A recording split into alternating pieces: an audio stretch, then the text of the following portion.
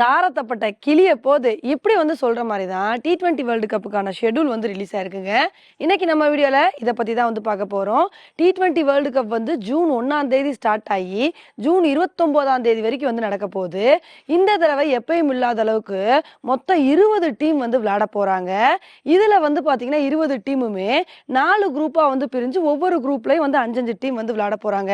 சில ஃபர்ஸ்ட் குரூப்ல தான் நம்ம இந்தியா பாகிஸ்தான் இருக்கோம்.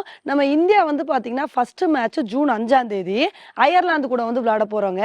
அதுக்கப்புறம் நம்ம எல்லாருமே ஆவலோடு எதிர்பார்த்துக்கிட்டு இருந்த இந்தியா பாகிஸ்தான் போட்டி ஜூன் 9ஆம் தேதி நியூயார்க்ல நடக்க போகுது. ஸோ இது போக பாத்தீங்கன்னா நிறைய மேட்சஸ் இந்த ஒரு T20 வேர்ல்டு கப்ல இருக்கு. இதை சொல்லும்போது ஒரு சில பேர் யோசிக்கலாம், என்னப்பா இந்த தடவை 20 டீம் இருக்காங்க, இதுல எப்படி ஃபார்மேட் இருக்கும், எப்படி பாத்தீங்கன்னா மேட்சஸ் நடக்கும்னு சொல்லிட்டு இப்ப 4 குரூப் இருக்கா, ஒவ்வொரு குரூப்லயும் 5 டீம் இருப்பாங்க. அந்த குரூப்புக்குள்ளே எல்லா டீமுமே விளையாண்டுக்குவாங்க. அதுக்கப்புறம் ஒவ்வொரு குரூப்ல இருந்து பெஸ்ட் 2 டீமை செலக்ட் பண்ணி சூப்பர் 8 சுற்று கண்டக்ட் பண்ணுவாங்க. இந்த சூப்பர் 8 சுற்று எப்படி நடக்கும்னா 2 குரூப்பா பிரிஞ்சு 4 டீமா விளையாடுவாங்க. அதுக்கப்புறம் அவங்களுக்குள்ள விளையாண்டு பெஸ்ட் 2 டீமை செலக்ட் பண்ணி அப்புறம் செமிஃபைனலுக்கு 4 டீம் குவாலிஃபை ஆவாங்க. இதுதான் T20 வேர்ல்டு கப்போட ஃபார்மேட்டா இருக்கு. இதுல குரூப் ஏல யாரெல்லாம் இருக்கும்னு பாத்தீங்கன்னா India, Pakistan, Ireland, Canada, USA இந்த 5 டீம் இருக்கோங்க. இதுல சூப்பர் 8 ரவுண்டுக்கு குவாலிஃபை ஆறது நம்ம இந்தியா பாகிஸ்தான் தான் மேக்ஸிமம் ஆகும். ஆனா அயர்லாண்டையும் சும்மா சொல்லக்கூடாதுங்க. இவங்களும் பாத்தீங்கன்னா T20ல ஒரு மிகப்பெரிய அப்செட்டை கிரியேட் பண்ணுவாங்க. அதனால நம்ம அயர்லாந்து கூட விளையாடும் போதும் கொஞ்சம் சூதானமா தான் விளையாடணும். ஃபர்ஸ்ட் மேட்சே நம்ம அயர்லாந்து கூட தான் விளையாடுறோம். அதனால அவங்க கிட்ட கவனமா விளையாடணும் அப்படின்றதுதான் நம்மளோட கருத்தா இருக்கு. இப்ப அடுத்து குரூப் B எடுத்துக்கிட்டோம் அப்படின்னா இதுல England, Australia, Namibia, Scotland, Oman இருக்காங்க. ஸோ குரூப் B பொறுத்த வரைக்கும் இதுல காம்படிஷனே இல்லை. மேக்ஸிமம் இங்கிலாந்து, ஆஸ்திரேலியா தான் சூப்பர் 8 ரவுண்டுக்கு குவாலிஃபை ஆவாங்க. இதே குரூப் C எடுத்துக்கிட்டோம் அப்படின்னா இந்த குரூப்பும் கொஞ்சம் டஃபா தாங்க இருக்கு.